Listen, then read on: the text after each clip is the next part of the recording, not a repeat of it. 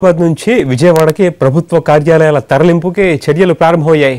ముందుగా ఇరిగేషన్ శాఖ ఉద్యోగులనే తరలించబోతున్నారు. ఈ మేరకు హైదరాబాద్ జలభవన్లోని ఏపీ ఉద్యోగులు ఫైళ్లతో సహా విజయవాడకు తరలిరావాలని ఇంజనీరింగ్ చీఫ్ ఆదేశాలు జారీ చేశారు.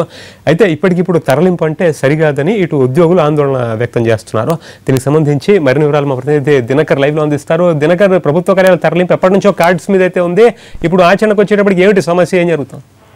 విజయవాడ ఇరిగేషన్ శాఖను తరలించడం దానికి సంబంధించి నిన్న ఎన్టీవీలో టెలికాస్ట్ అయిన తర్వాత రాత్రి మంత్రి దేవినేని ఉమా అధికారులతో సమావేశమయ్యారు. ఇంజనీరింగ్ చీఫ్ రవికుమార్ తో మాట్లాడడం జరిగింది. అయితే తాత్కాలికంగా ఈ అంశాలను పక్కన పెట్టాలని చెప్పి కొద్ది రోజుల తర్వాత పరిశీలిద్దామని కూడా చెప్పడం జరిగింది. అయితే తెలంగాణ హైదరాబాద్ లో ఉన్నటువంటి తెలంగాణ ఉద్యోగులు 146 మంది ఉన్నారు. 564 మందికి సంబంధించి మొత్తం ఆంధ్రప్రదేశ్ ఉద్యోగులు ఉన్నారు. అయితే రూల్స్ ప్రకారము కొద్ది మందిని విడుదల వారిగా పంపించేందుకు కూడా ఆంధ్రప్రదేశ్ ప్రభుత్వం సిద్ధమవుతుంది. విజయవాడలో కూడా కార్యాలయం రెడీ అవుతున్న నేపథ్యంలో ఇప్పటి నుంచే మేము ప్రాసెస్ స్టార్ట్ చేస్తున్నామని కూడా రవికుమార్ చెప్పడం జరిగింది, ఈఎన్సీ చెప్పడం జరిగింది. అయితే దీనికి సంబంధించి ఈ రోజు మధ్యాహ్నం chief secretary IVR Krishnarao, principal secretary finance principal secretary కూడా కలిసి ఏమేమి జరగబోతుందన్న దానిపైన కూడా వివరించబోతున్నారు ఈఎన్సీ రవికుమార్. అయితే ఉద్యోగులు మాత్రం ఇంకా ఆందోళన వ్యక్తం చేస్తూనే ఉన్నారు.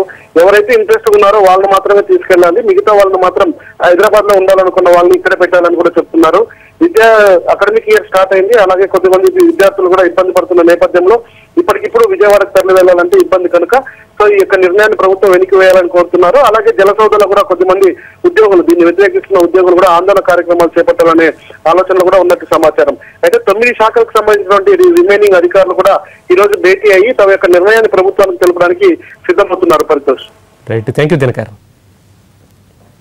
ఇవి న్యూస్ ఆన్లైన్ విశేషాలు. తర్వాత